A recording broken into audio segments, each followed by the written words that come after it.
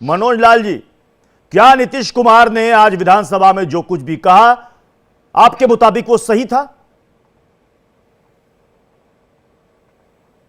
देखिए, कोई परिस्थिति उत्पन्न होती है, कोई मामला होता है तो उस विषय पर ही बोला जाता है। और नीतीश कुमार जी ने कौन सा गलत बात कह दिया है कि जो समाज के खिलाफ है?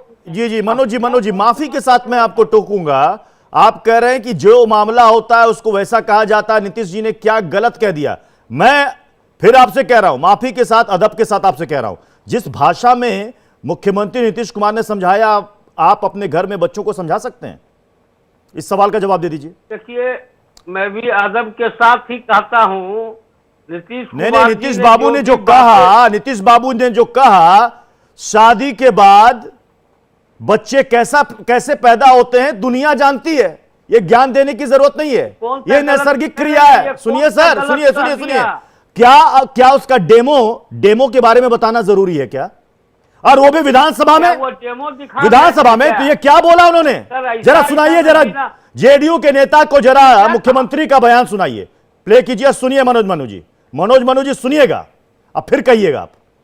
लड़की में तो जो पुरुष है वो तो रोज रात में जो सदिया होता है उसके साथ करता है ना, तो उसी में और पैदा हो जाता है।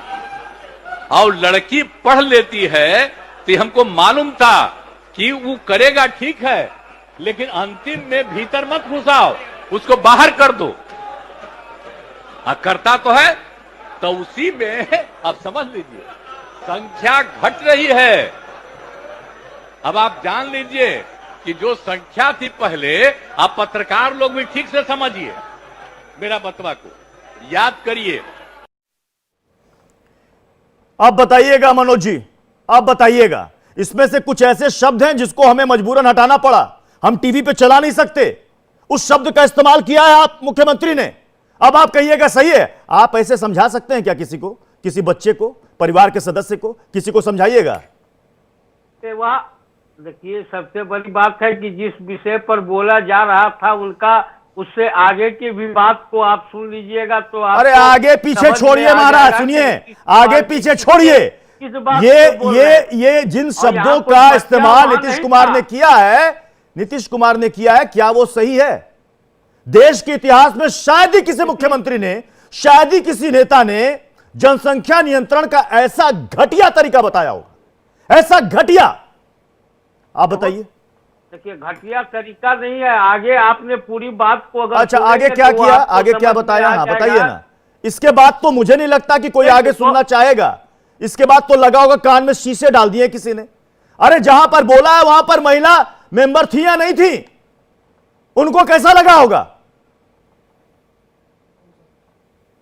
देखिए, उन्होंने एक तरह से कहिएगा कि कोई बहुत ज्यादा गलत बात बोला है, ऐसा गलत बात नहीं है। अरे माफी मांगनी चाहिए, पार्टी को माफी मांगनी चाहिए, पार्टी को शर्मनाक बयान के लिए माफी मांगनी चाहिए। पार्टी जी नहीं, कोई गलत बयान नहीं दिया है, कोई गलत बयान नहीं दिया है। दिया है। शादी के बाद एक पुरुष और, सुनिए, शादी के बाद एक पुरुष और महिला के बीच में क्या होता है उसका डेमो एक राज्य का मुख्यमंत्री बता रहा है, विधानसभा के पटल पर बता रहा है। आप कह रहे सही है, आप उसको डेमो समझिए, आप उसको तो कल को बुरा मत मानिएगा। कल को हो सकता है कि कोई नेता सदन में जाके थोड़ा चित्र भी दिखा देगा, कल को कोई नेता जाके बोलेगा ये भी सही तरीका है, ऐसा ही लोग समझेंगे, सेक्स एजुकेशन ऐसे ही बताया जाता है, तो भाई ऐसे ही नेता लोग बताएंगे, तब तो सही हो जाएगा।